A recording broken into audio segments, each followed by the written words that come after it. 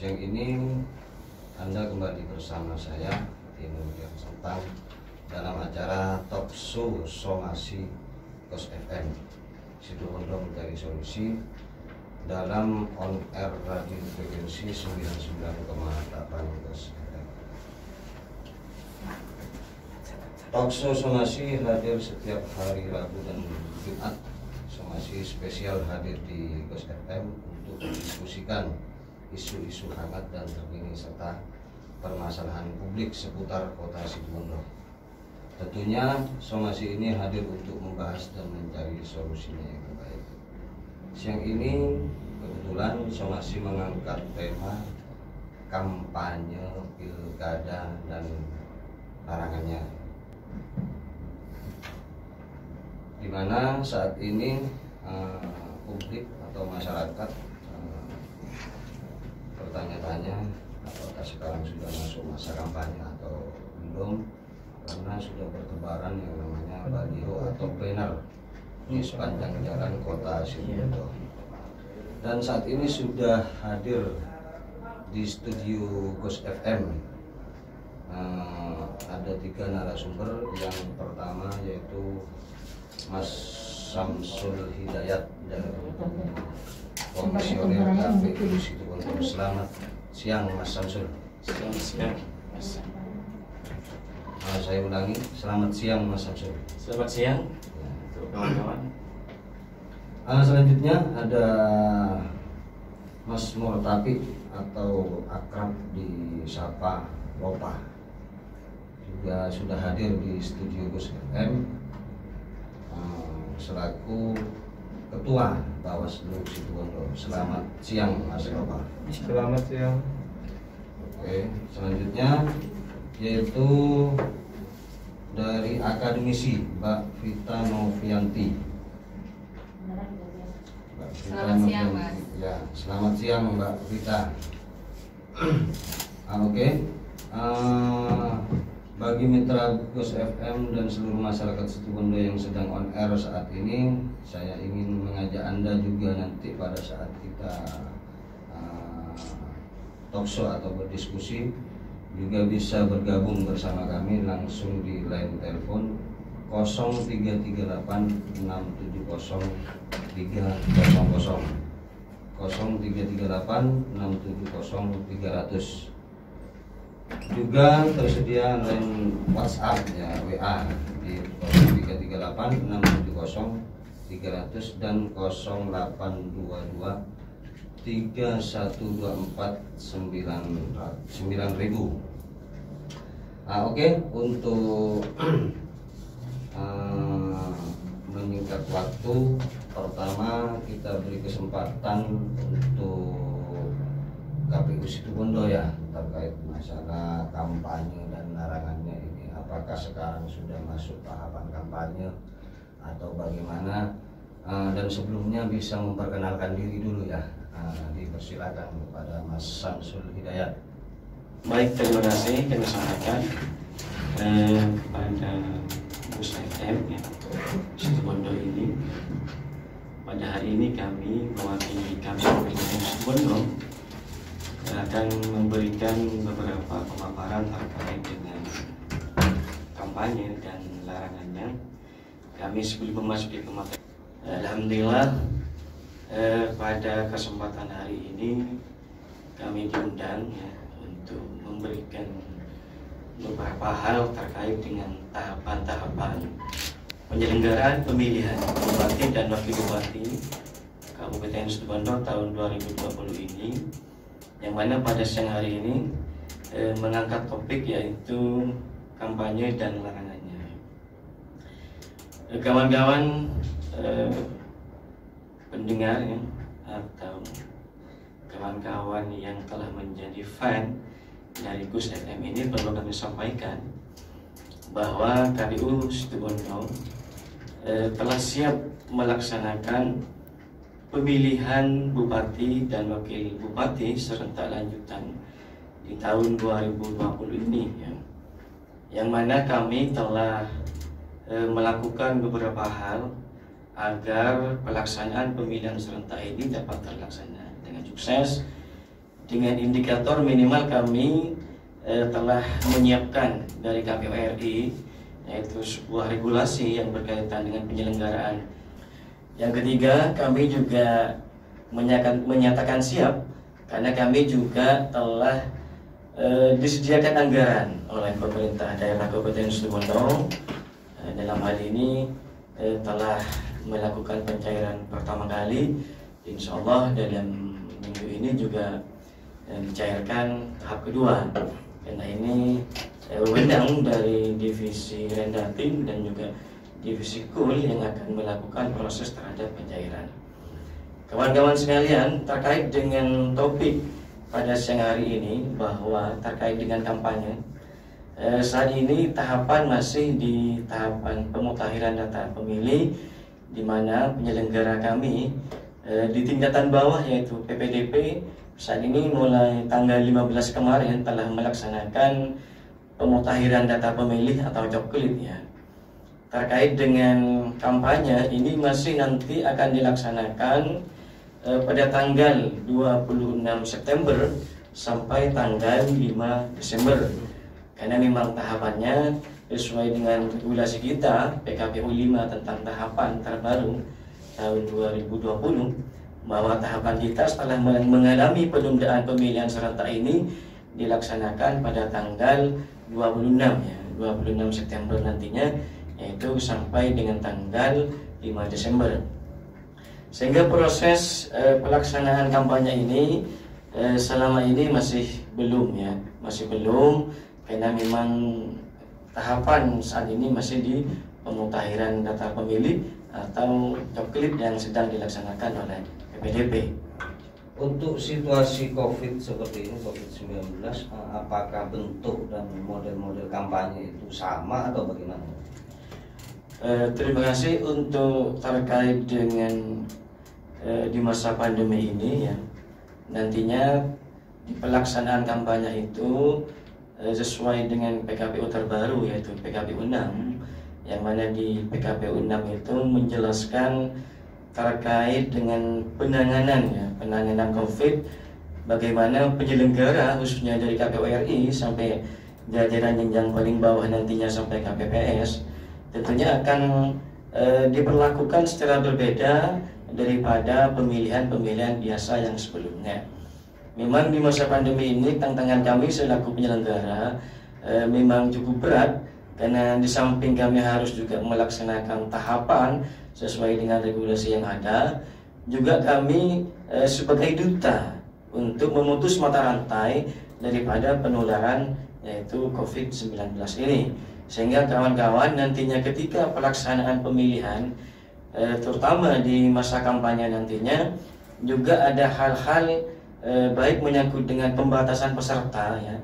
Nantinya juga akan melihat kapasitas ruang yang akan digunakan oleh peserta pemilihan, sehingga nantinya tidak menimbulkan terhadap penularan daripada COVID-19 ini. Berarti yang berbeda hanya jumlah dan ini ya.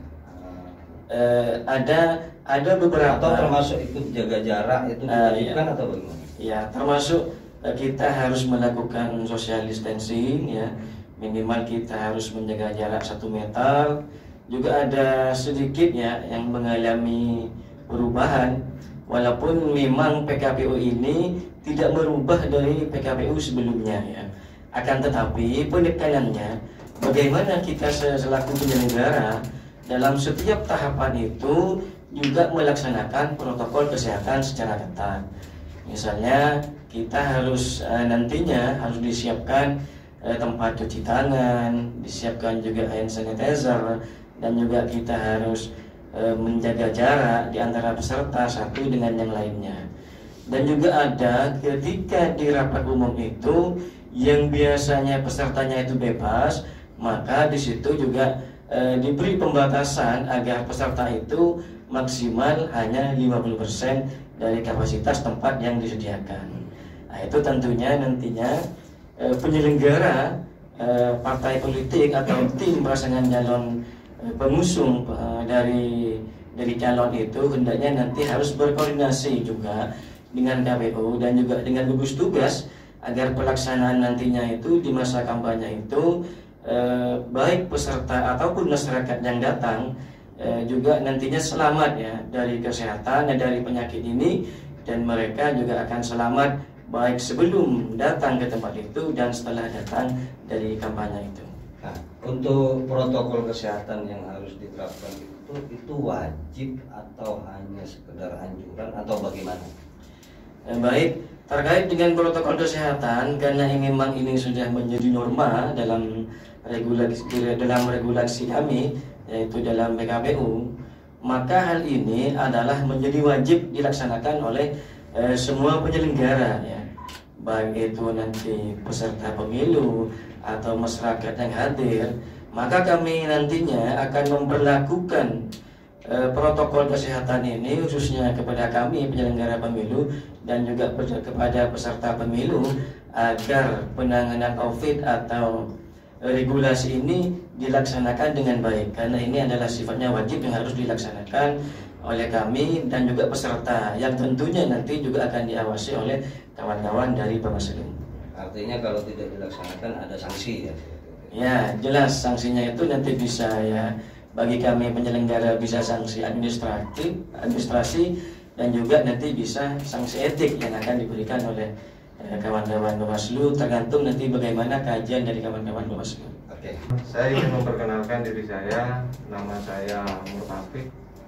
Ya, jenjang pendidikan saya semuanya ditempuh di Kabupaten Situbondo, dan alhamdulillah saya adalah alumni Pondok Pesantren Maftaul Arifin yang ada di Curah-Ceru, Kecamatan Panji. Terkait dengan tema pada hari ini kaitannya dengan kampanye dan larangannya, terlebih dahulu saya ingin menyampaikan kepada seluruh masyarakat Kabupaten Situbondo yang kebetulan lagi monitor kegiatan pada saat ini, bahwa hari ini kita memang belum masuk pada tahapan kampanye. Namun lagi-lagi kawan perlu kami sampaikan bahwa tugas daripada Bawaslu ini adalah memastikan penyelenggaraan tahapan pemilu itu sesuai dengan peraturan perundang-undangan, baik penyelenggaraan kegiatan yang dilakukan oleh jajaran penyelenggara dalam hal ini KPU dan jajarannya, ataupun pihak-pihak yang mempunyai keterikatan secara langsung dengan proses penyelenggaraan pemilihan ini semuanya perlu kita pastikan agar semuanya bisa berjalan sesuai dengan peraturan perundang-undangan. Bicara tentang kampanye ada dua hal. Pertama ada masa kampanye, kemudian yang kedua itu ada kampanye. Ini di dalam masa kampanye itu ada kampanye. Nah, ini yang seringkali disalahartikan atau disalahmaksudkan oleh beberapa pihak, bahwa masa kampanye ini adalah ruang kegiatan kampanye yang diberikan oleh peraturan perundang-undangan sesuai dengan peraturan KPU tentang tahapan. Insya Allah kalau tidak keliru, tahapan kampanye itu masanya sekitar 71 hari. Masa kampanye itu ya? Itu masa kampanye. Nah, di dalam masa kampanye itu ada yang namanya kegiatan kampanye. Nah, yang perlu diketahui bahwa pada masa kampanye semua calon yang sudah ditetapkan oleh KPU itu diberi kesempatan yang sama, diberi ruang yang sama, diberi peluang yang sama untuk melakukan kegiatan kampanye. Apa kampanye? Kampanye itu adalah kegiatan dalam rangka untuk meyakinkan pemilih dengan menawarkan visi, misi, dan program calon. Nah, artinya ketika secara redaksionalnya itu adalah begitu, maka siapapun sebenarnya boleh untuk melakukan kegiatan kampanye. Tidak harus calonnya, karena kegiatan untuk meyakinkan pemilih dengan cara menawarkan visi, misi, program calon gubernur, wakil gubernur, bupati, wakil bupati, wali kota, dan wakil wali kota. Nah, siapapun boleh untuk kemudian melakukan kegiatan kampanye. Namun tetap ada catatannya. Yang diperbolehkan itu adalah mereka yang terdaftar di KPU, baik sebagai tim kampanye atau sebagai petugas kampanye atau sebagai juru kampanye atau pelaksana kampanye, maka semuanya harus terdaftar di KPU Kabupaten Situbondo kalau dalam konteks pemilihan bupati dan wakil bupati Kabupaten Situbondo. Nah, sehingga kaitannya dengan soal masa kampanye dan kegiatan kampanye, di dalam undang-undang itu diatur larangan dalam kampanye. Inilah bukan larangan dalam masa kampanye, tapi larangan dalam kampanye. Ya. Nah, ada beberapa hal, ya salah satunya adalah kita tidak boleh mempersoalkan undang-undang dasar, ya, tetap harus karena itu memang menjadi sesuatu hal yang sangat substansial sekali, dan di bagian itu sebenarnya banyak sekali beberapa larangan-larangan kaitannya dengan larangan kampanye, yang diantaranya itu adalah dalam kampanye dilarang mempersoalkan dasar negara, menghina seseorang, agama, suku, ras, golongan, melakukan kampanye berupa menghasut, memfitnah, mengadu domba, kemudian menggunakan kekerasan, mengganggu keamanan, mengancam, dan masih banyak yang lainnya. Saya rasa ini yang perlu dipahami oleh banyak masyarakat, siapapun yang punya keinginan nantinya untuk ikut berpartisipasi dalam ikut mengawal mensukseskan pemilihan Bupati dan Wakil Bupati Situbondo tahun 2020 melalui kegiatan kampanye, ya dipersilahkan sepanjang yang bersangkutan itu mendaftarkan diri ke KPU, ya tentunya dengan prosedur-prosedur yang ada yang harus dilalui.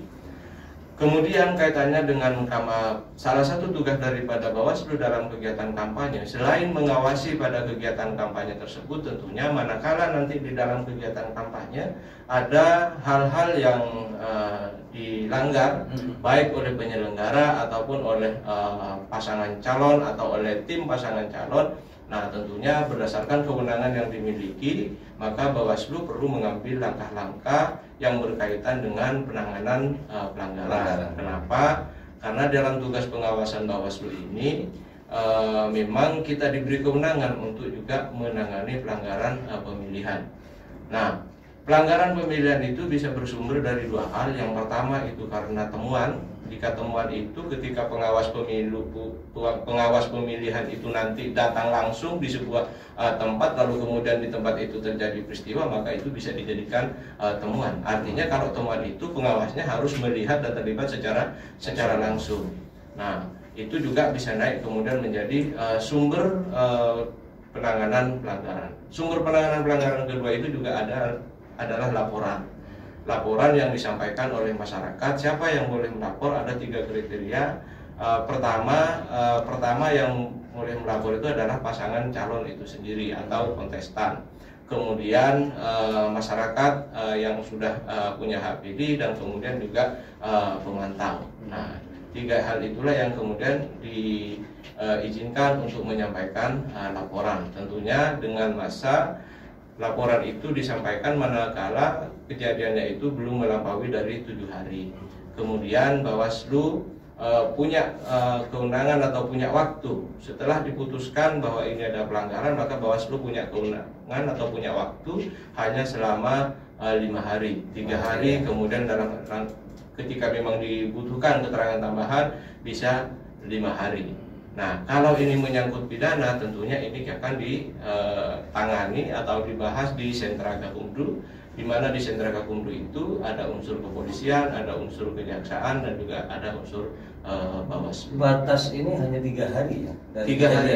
Dari kejadian atau dari diketahui atau gimana? Nah, itu 7 hari sejak diketahui. Oh, 7 hari. 7 hari sejak diketahui. Artinya meskipun terlambat kejadiannya beberapa hari yang lalu baru diketahui, itu boleh ya? Itu selama 7 hari ya? Nah, itu kemudian nanti kan kita menilai.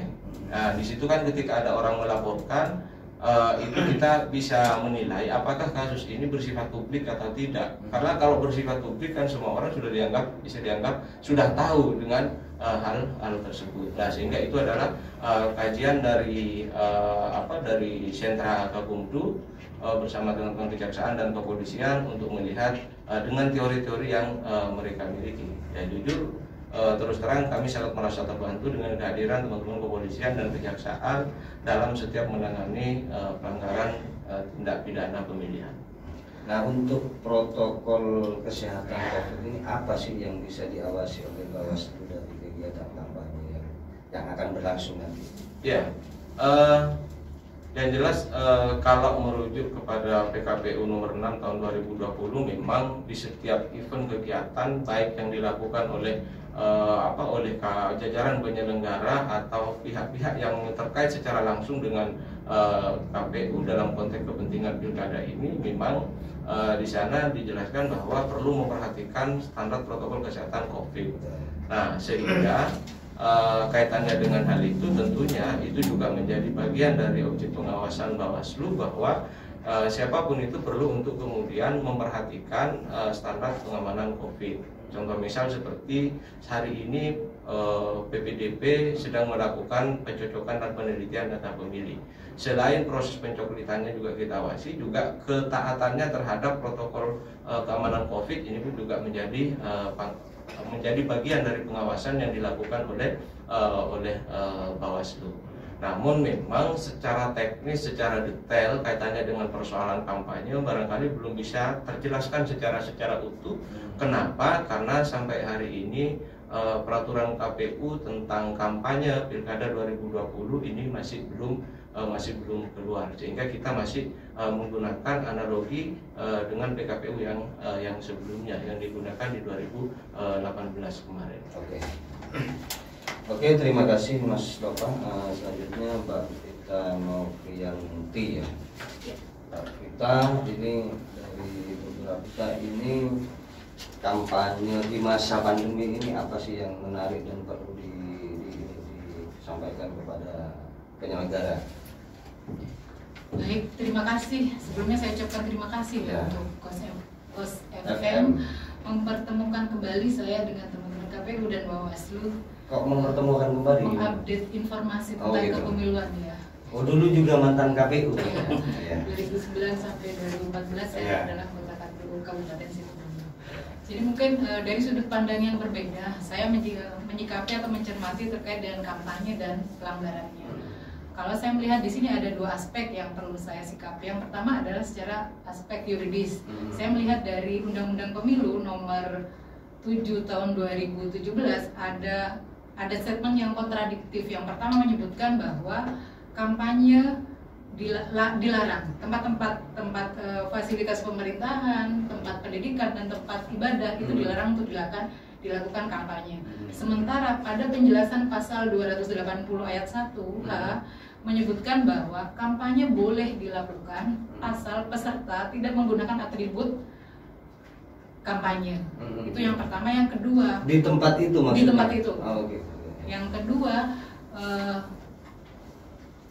yang boleh menyelenggarakan itu adalah perguruan tinggi tersebut, yang mengundang yang menyelenggarakan perguruan tinggi tersebut dan atas inisiatif dari penyelenggara. Jadi sampai saat ini masih ada beberapa perguruan tinggi yang menyelenggarakan, yang menjadi tempat kampanye, khususnya apalagi pada saat pelaksanaan ini ya pilkada.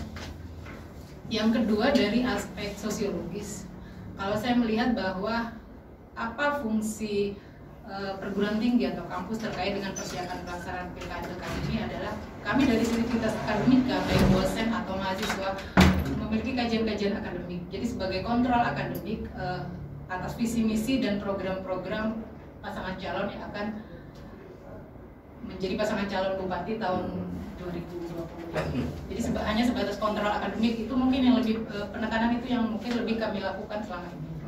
Tadi sudah dijelaskan oleh KPU dan Bawaslu sampai secara teknis, secara tahapan bagaimana pelaksanaan kampanye dan bentuk pelanggaran yang akan dilakukan di Kabupaten Situbondo. Sementara saya dari akademisi hanya sebatas bisa mencermati apa fungsi kampus atau perguruan tinggi terkait dengan kampanye. Jadi kami hanya sebatas memberikan fungsi kontrol akademik sehingga masyarakat atau pemilih lebih mudah menginterpretasi, lebih mudah membaca visi misi secara realistik saja. Mungkin lebih ke itu. Oke. Iya. Langsung bisa ditanggapi oleh Mas Samsul terkait apa yang disampaikan Mbak Vita tadi terkait tempat-tempat yang kantor-kantor, iya, ya kantor-kantor, iya. Terus itu dilarang untuk ditempati kampanye seperti itu ya. Pada Undang-Undang Pemilu ya, Mas Samsul mungkin nanti bisa menjelaskan di nomor 7 tahun 2017 memang disebutkan bahwa fasilitas pemerintah, tempat belajar dan tempat ibadah dilarang ditempati kampanye gitu ya kasarnya. Tapi pada penjelasan 280 pasal 1 dijelaskan bahwa boleh dilakukan asal peserta yang hadir tidak menggunakan atribut pemilu. Itu yang pertama. Yang kedua, boleh dilakukan di perguruan tinggi atau di kampus selama penyelenggaranya itu kampus itu sendiri atau inisiatif dari penyelenggara pemilu. Yang dimaksud KPU. Bisa ditanggapi langsung. Terima kasih Mbak Devi ya. Mbak Devi Vita. Mbak Vita ya. Seniornya ini. Iya. Apa yang disampaikan oleh Mbak Vita ya. Memang sampai saat ini terkait dialektika tempat-tempat khusus ya, ada tempat-tempat publik yang memang dilarang ya untuk ditempati terkait dengan pelaksanaan kampanye ya misalnya memang kampus, termasuk rumah sakit, terus kantor-kantor pemerintah, terus tempat-tempat ibadah itu memang selama ini masih memang dilarang ya. Tapi yang lain yang terkait dengan tempat ibadah atau instansi pemerintah, saya kira itu sudah tidak menjadi sebuah hal yang debatable ya, didebatkan lagi. Cuma memang selama ini ya di kampus itu memang kita masih banyak yang kontroversial ya. Betul. Ada yang memang mendukung karena memang di Undang-Undang 7 tahun 2018 itu juga ada peluang ya dan bisa ditempati. Tapi di sisi lain memang banyak orang yang menghendaki, terutama akademisi ya, agar memang kampus ini menjadi kontrol sosial akademik ya terhadap kegiatan partai politik ini ya. Sehingga sampai saat ini penyelenggara khususnya pihak KPU memang masih bersifat hati-hati ya, karena masih belum ada sebuah penafsiran ya yang memang pas untuk kita laksanakan di kampus-kampus itu. Memang selama ini itu menjadi sebuah rancangan jangka menengah dan juga rancangan jangka panjang di KPU RI sendiri, bagaimana nantinya di setiap kampus itu bisa untuk melaksanakan kampanye ya, tapi memang dengan kontrol yang ketat tentunya ya, karena memang kampus sendiri itu agar nantinya menjadi sebuah institusi pendidikan yang betul-betul netral, karena mereka itu akan menanamkan sebuah kader-kader anak bangsa pendidik yang juga nantinya bisa berpartisipasi dalam dunia politik itu dengan baik. Manakala memang kampus itu nantinya dimasuki sebuah hal yang sifatnya politis, tentunya nanti kampus itu akan menjadi sebuah lembaga atau institusi yang khawatir terkontaminasi dengan politik-politik tertentu. Tapi boleh apa tidak? Selama ini belum dibolehkan, Mas. Tidak diperbolehkan. Tidak diperbolehkan. Sehubungan memang kondisi kampus dan regulasi yang memang belum tegas untuk melaksanakan sebuah kegiatan kampanye di kampus